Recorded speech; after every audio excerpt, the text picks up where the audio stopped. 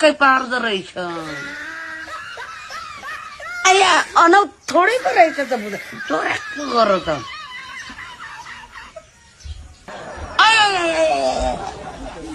भयो नखानु मलाई परमेश्वर दुख्दो रहेछ त्यो उखाल्ने बानी भएपछि दुख्छ नि त औ होइन नि लु भयो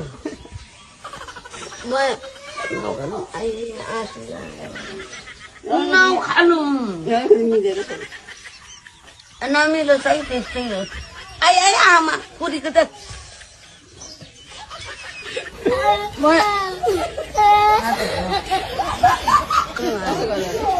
के रे रे रे रे रे गराउने यसो गर्नु